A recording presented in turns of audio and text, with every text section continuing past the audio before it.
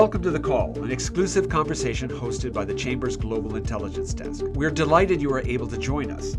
Please note the views of our guests today are not necessarily those of the Chamber, but we hope you will find those views as valuable as we do. Let's get started. Good morning and welcome to The Call, brought to you by the U.S. Chamber of Commerce here in Washington. I'm your host, Jay Sapsford, and here's the question of the moment. Is China suffering a balance sheet recession? China plays a pivotal role in the global economy, yet few agree on why the world's largest trading nation is struggling. Today's guest offers, in my opinion, the best explanation. China is suffering from a balance sheet recession. What does that mean? Chinese property values crashed after the burst of a massive housing bubble starting in 2020. That left families and businesses with lots of debt. Now, all across China, borrowers are paying back their loans instead of spending or investing. That spells trouble for the economy. Let me explain. Imagine a family earning $1,000. It will put $900 back into the economy in the form of rent, groceries, or other such payments. Usually, the remaining $100 would go to the bank, which then lends it out for more investment and spending. If the family owes money, that $100 goes to paying down debt, and that's the right thing to do individually. But what if everybody owes money, wants to pay it back, and nobody wants to borrow? When households, businesses, everybody is focused on paying down debt at the same time, money gets stuck in the bank, less money circulates, and the economy suffers. Even if the government lowers interest rates to stimulate demand, the normal response to a recession, few are willing to borrow and invest because everybody is busy paying down debt. This is called a balance sheet recession. So what can be done? Our guest today is the economist who first identified this problem in Japan years ago. He says the government must step in, borrow, and spend to stimulate growth. Why? Because right now, nobody else will. It is my great pleasure to welcome Richard Koo, Chief Economist at Nomura Research Institute. Richard, welcome to The Call. Oh, thank you for having me. Now, Richard, you are credited with first diagnosing the unique set of circumstances we see going on in China, but in a different country and in a different place. And I just wonder if you might be able to walk us through what you saw and when. Okay. I was happily doing economist job at the New York Fed when I was headhunted by this Nomura Research Institute in Tokyo. And that was back in 1984. And the Japanese economy was in a bubble, was doing great. They thought Japan was number one in the world. And then on 1990, the bubble burst, asset prices collapsed, and Japanese bubble was huge. This Imperial Palace Garden in the middle of Tokyo, which is it's not a very large park, was worth the entire state of California. So you could imagine how big the bubble was. And when it collapsed, economy began shrinking. But Bank of Japan at that time said, "Not worry, we're going to bring interest rates down," and brought it down to zero. And nothing happened. And we were all shocked that with zero interest rates, fiscal stimulus, all of that, economy continued to struggle. And it took me almost 7 years to come up with this whole concept. When I looked at what Japanese companies are doing in this environment of zero interest rates, and I noticed that they were actually paying down debt, not borrowing money. And we were never taught in universities that companies are supposed to pay down debt when interest rates are zero. So I had to think, what would have caused the companies to pay down debt? And of course, if they have balance sheet problems, they have to pay down debt. If you're technically bankrupt with asset prices down, but the liability is still up there, the gap is your debt overhang. And then when you put that into the macro context, as Jay already explained, in the national economy, if someone is saving, someone else has to be borrowing money. And in the usual economy, central bank will move rates up and down, make sure that all the safe funds are borrowed and spent. That's the textbook world. But right. Japan was already out of that in the sense that central bank bring rates down to zero. No one's borrowing money. Everyone is still paying down debt because they all wanted to come out of debt overhang as quickly as possible. As Jay said, everybody's doing the right things, very responsible, very honorable things. But taken together, we enter the world of fallacy of composition where individually everybody's doing the right things, but collectively they get the wrong result because the economy will start shrinking from the example he gave from 1,000 to 900 and 900 to 810, 810 to 730. And when you look back at the history, This is what actually happened during the Great Depression in the United States. After October 1929, everyone in the US started paying down debt all at the same time. Uh, Government at that time did not understand this thing. They also tried to reduce their budget deficit under President Hoover, and the whole thing just collapsed. The United States lost 46% of its GDP in just 4 years with this 1,900, 810, 730 process. And So that was a devastating time in U.S. history. Since you identified this in Japan, there's been examples of balance sheet recessions elsewhere in the world. I wonder if you could just quickly highlight where else this has occurred in recent years. well, after Japan 1990, the next candidate was actually Germany, because Germany, the dot-com bubble was huge, and that burst, and the German household sector stopped paying down debt, stopped borrowing money altogether. And that, but luckily, Germany was within the Eurozone, and other countries in the Eurozone were not affected by the dot-com bubble, so they kind of saved the Germans. But then in 2008, housing bubble burst on both sides of the Atlantic, and entire Eurozone plus the United States all fell into balance sheet recession. And so you can tell that Chairman Bernanke brought rates down to zero very quickly, thinking that that would then get the economy to move. But as we all know, the United States also suffered many years of very slow growth, very low inflation rate, even though Chairman Bernanke also added massive amount of liquidity in the banking system. If we believed in what Milton Friedman once said, that if you pump the money, the inflation should pick up, well, that Japanese experience of 1990 and the American experience of 2008 proved that if there are no borrowers, monetary policy is largely dead in the water. Okay, so in China right now, your contention is that we are suffering from the same shortage of borrowers. But there are differences between Japan and China, to take two countries to compare here.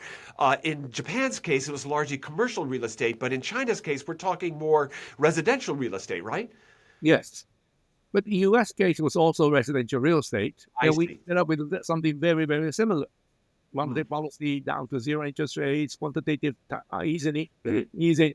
Still, inflation rate failed to pick up, and the economy continued to suffer. Okay, so when everyone is paying down debt at the same time, presumably that money is going back to creditors, right? That's the financial institutions, the same ones that would be lending. What happens to that money when they're paying down debt? Well, there are always those people, fund managers in banks and financial institutions, who are supposed to put this money somewhere so that they'll earn interest.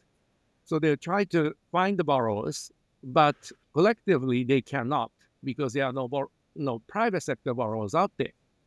And so one of the key characteristics of balance sheet recession is that interest rates come down to ridiculously low levels because there are no borrowers. I see. At the same time, government bond yields also come down to a ridiculously low level because that's the only borrower left. So if you're a fund manager, you're stuck with these funds coming back to you, both from the newly generated savings, people paying back, and the central bank trying to get the economy to move. So they're going to pump money into the system as well. All these funds come into the fund managers in financial institutions, but there's only one borrower. And so they ended up lending to the government. And so bond yields came down ridiculously in the United States, in Japan, and now that is happening in China as well. So you're saying then that all of that money ends up in the government bond market, and that drives down when the demand, as prices go up in bonds, and for all the demand that are coming from these financial institutions, no place else to put that money. That drives interest rates on the long end of the bond market down. Right. And that's the bond market's way of saying to the government, this is no time to cut budget deficit. This is the time to increase the deficit. Because if government borrows the first $100 and put that back into the income stream, I spend $900, government borrow and spend $100, it's $1,000 against my original income of $1,000, then economy will remain stable. And that's basically what Japan did for the last 20-some years, of almost 30 years. And as a result, even though Japanese real estate prices, commercial real estate, by the way, fell 87% nationwide, not just a little corner of Tokyo, the entire country, Japanese GDP never fell below the peak of the bubble for the entire 34 years since 1990. So if you do this correctly, you can keep the economy going, allow private sector to pay down debt, and you actually come out of this thing.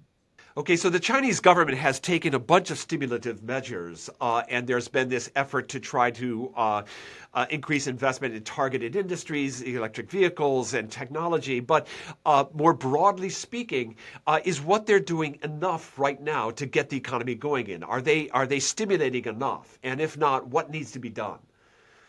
Well, starting late September, they did announce a whole series of measures, which is Right, far better than nothing. But right. when bubble burst, we end up with two problems: the financial crisis and the balance sheet recession. Financial crisis affect the lenders, balance Mm, sheet recession affect the borrowers. I see. Uh, so many of the measures the central bank announced, Chinese government and central bank announced after September, were really financial stability measures. And as such, they are, of course, far better than nothing.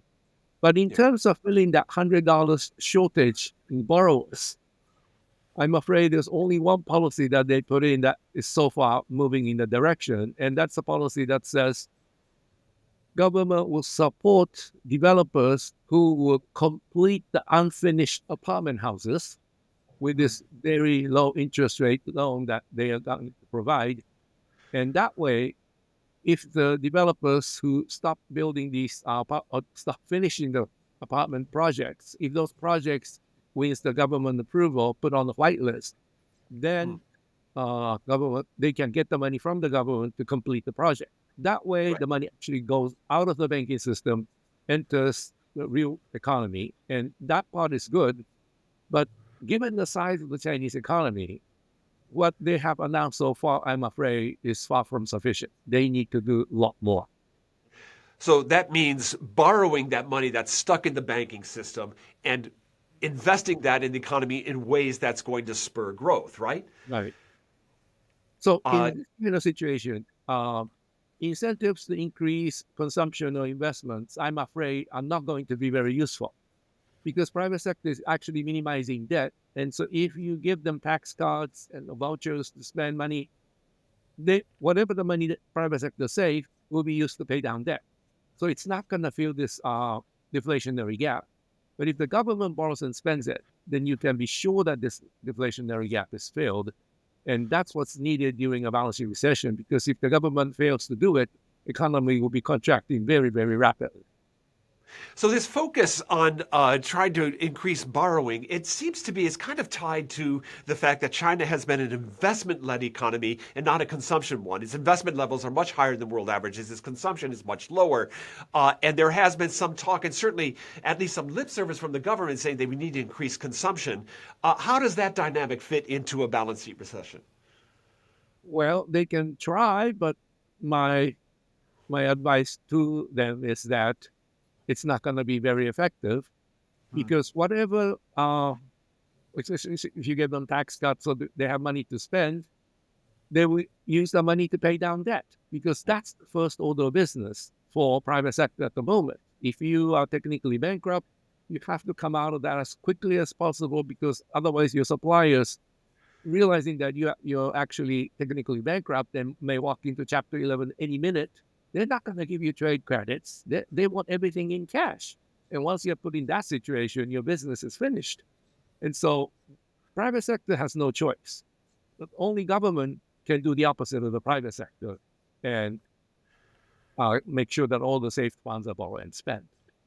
Now, in the case of Japan, there was a pretty significant demographic issue in that society was aging pretty rapidly, and as people tend to age, certainly I spend less than I used to when I was younger.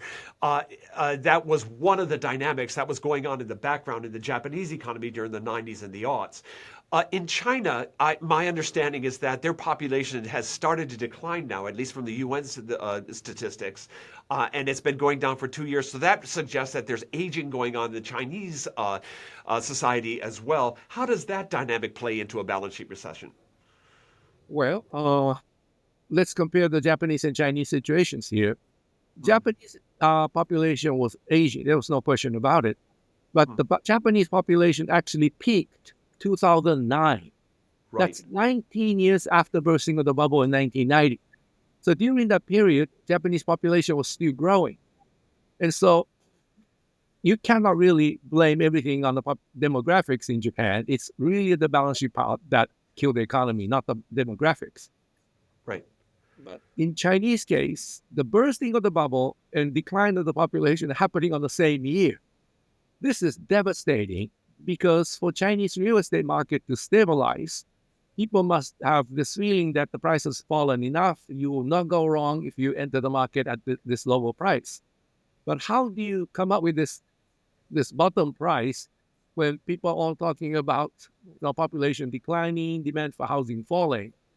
And so the price will have to fall much further than in a similar situation with the population increasing for Chinese real estate market to stabilize. And of course, it hasn't stabilized yet. And the population issue will probably keep this real estate market in very difficult situation for foreseeable future. So what you're suggesting is that China is really going to be suffering from a lack of demand from the consumer sector. And that lack of demand, to my mind, always suggests deflationary pressures building up in the economy. We saw that Japan had deflationary pressures build up throughout the past 30 years. I just wonder if that might be something. I mean, we're already seeing, falling bond yields are often a sign of deflationary pressures building. We see some of the purchasing prices falling. We see some of the consumer prices showing signs of disinflation, if not outright deflation. I wonder how deflation plays a role in all of this. Well, I think China is going through exactly what Japan is going through, or what the United States and Europe went through after 2008. But deflation is the result, not the cause of the problem. The cause of the problem is the balance sheets. And so sooner you repair the balance sheets, the faster you would come out of this thing. And in one area, China is ahead of Japan 30 years ago in the sense that so many people in China are already aware and are talking about this disease called balance sheet recession. That's very different from Japan 30 years ago. When Japan fell into one, no one understood what the disease was, including myself. Why zero interest rates producing nothing? And why fiscal stimulus and those will only work when the government spends the money. But when the government removes the stimulus, instead of having this pump priming effect that we all learn in universities, economy tanks again. All of that is coming from balance sheet problems, the private sector. Once you know the disease, you feel much better, right? Okay, if you do these things, you will recover. Maybe it will take 5 years or 10 years in some cases, but you recover. In the Japanese case, 30 years ago, we were completely lost. So that made people even more depressed. You go to a hospital, talk to the best doctors in the world, and they still cannot tell what's wrong with you. Then you become very depressed. In the Chinese case, that is not happening. Well, I don't know. To some people, it might be happening, but there's so many people talking about balance sheet recession. So many of my books did very well in the Chinese market. So I know that they know what the disease is. The question is whether the government is willing to put in the necessary fiscal stimulus and in a continuous fashion to make sure that our private sector will have an income to repair its balance. All right, our audience has had their morning shot of informational espresso this morning, so we'll leave it there and tackle the day. Let me thank Richard Koo, Chief Economist at Nomura Research Institute. Richard, thank you so much for swinging by and talking to us. Appreciate it. Thank you. Thank you for having me. And a warm thank you to you, our members, for joining us today for this episode of The Call. If you have a theme you would like us to cover, reach out to us via the email on the screen or join the conversation on LinkedIn. If you've missed an episode, you can see the replay on our website or catch our podcast edition anytime on Apple, Spotify, or wherever you get your podcasts. This has been The Call, brought to you by the Global Intelligence Desk of the U.S. Chamber of Commerce, asking the right questions to navigate uncertain times.